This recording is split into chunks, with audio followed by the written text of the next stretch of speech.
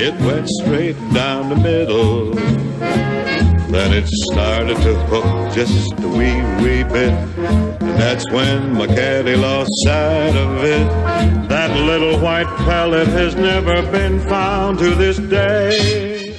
On April 29th of this year, Herbert V. Kohler officially stepped down as CEO of his family-owned company to which he devoted 55 years of his life.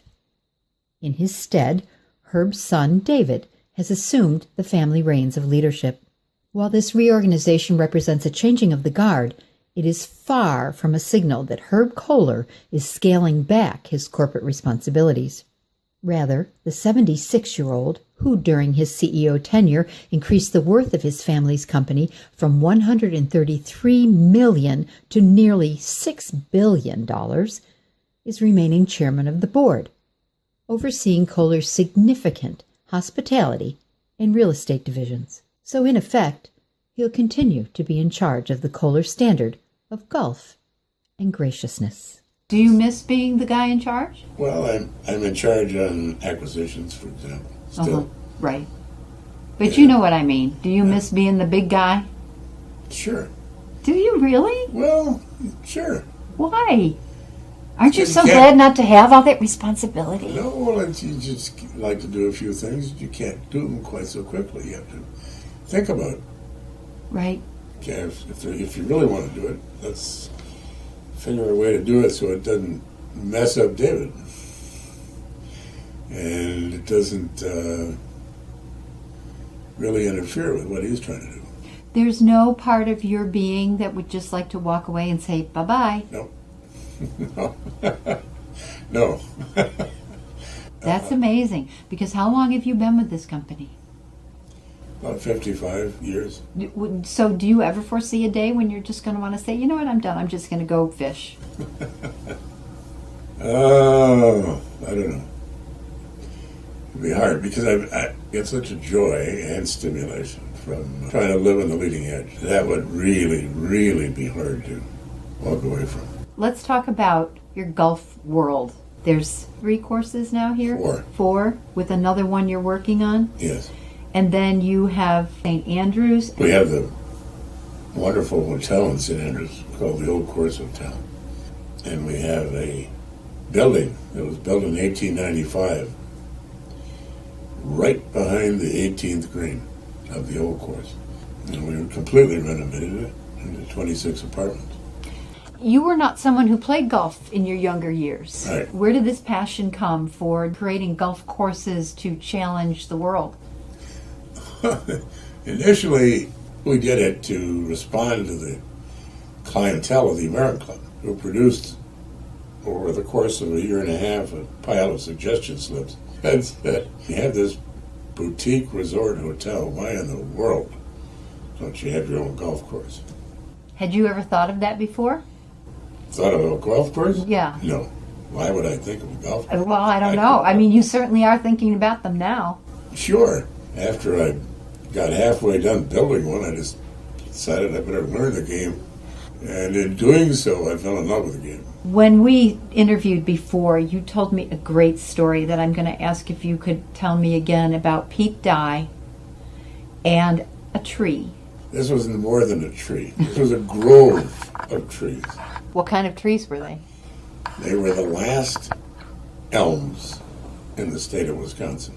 Stately elms, 80, 85 feet tall. And they'd survived the wave of the Dutch elm beetle. We built this golf course, and... Which one is it that we're talking about?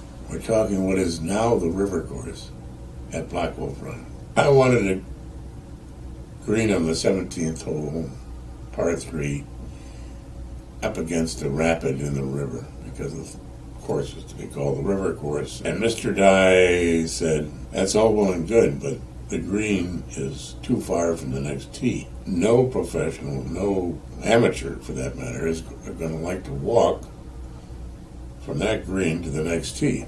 If you want any tournaments, Mr. Kohler, they'll never even look at you if you have a green to tee walk like that will create. Finally, one day, Pete Dye called me up and he said, Mr. Kohler, we have built 17 holes in this course, We have one to complete, and I aim to do that today. And you better make an appearance today so we can get this done. I don't imagine too many people speak to you that way, do they? No.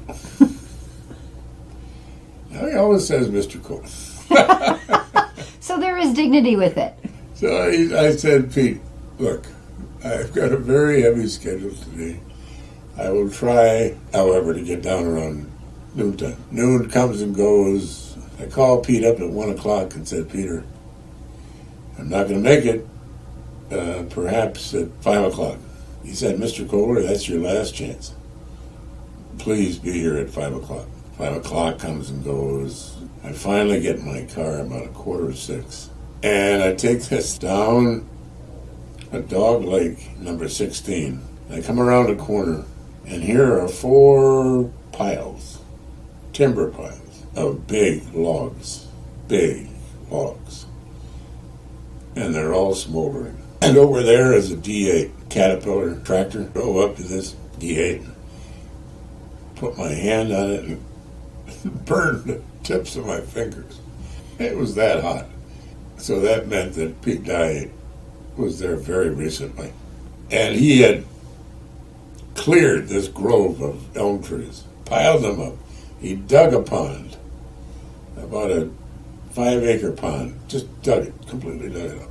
Leveled a spot for the green, and there wasn't a person in sight. I finally found a security man and asked him where Pete Dye was keeping himself. And he said, well, Mr. Kohler, Pete Dye has gone to the airport, and I think he went to Indianapolis. About an hour later, I called Pete Dye, and I said, Pete Dye, I want to see you tomorrow for a discussion on trees and authority.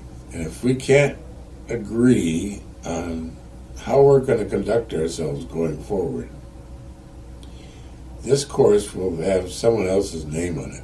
Nicholas would love to put his name on it. Well, darned if he didn't come the next morning. And we had quite a conversation. And we've been close friends ever since.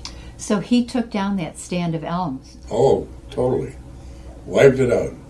Because he just wanted the whole different than you envisioned? He wanted that green where those elm trees were, which gave him a good platform, not on the river, near the river, somewhat, much closer to the next tee. But he was absolutely right. Even with the building of that first course, we had our mind eye set on creating a course for majors. We never would have gotten one had I had my way. Never would have gotten it. Tackling the construction of a golf course is a big project to start with. But to decide you're going to build a golf course that's going to be challenging enough to attract major golf tournaments, that's a whole nother step up. Is that just your way? You know, if you're going to do it, go do it big and do it the best that you can? Yeah, we have 5 guiding principles. And the first one is to live on the leading edge of design and technology in product and process. And it's very important, whatever we do, that we keep that principle in mind. So when you come to building a golf course, there are 15,000 of them in this country. And you're supposed to be on the leading edge of golf. Try and build something that's a little bit better in some respect than anything that's been built. Not easy. Does that ever get exhausting to reach that level in everything you do? You got to be a student. You got to know where the leading edge is. So you're always studying, you're always learning is what you're saying. You're always learning. What are the other 4? You said there were 5 principles? Right. What are the other 4? The second one is to have a single standard of quality, regardless of price point. If you can do that across a variety of product categories and services, it really has a major impact on your reputation. Number 3 is to hire people who take ownership. You got to have the people. You got to have leaders. You got to have good followers. And number 4 is quick delivery, regardless of whether it's a service or a product. And the delivery has to be consistent. You can have the good delivery now, but if you're not going to do that the next time and the next time and the next time, it's not going to come. And the number 5? To continually put 90% of your earnings back into the company. That's a lofty goal. But we do it every year, at least 90%. Are these 5 principles something you created? Yes, How long ago? about 30 years ago. Have you ever varied them? Changed them? Edited them? No. So they're coupled with that mission, and they make the mission possible. We have to do this thousands of times every day to try to live up to that.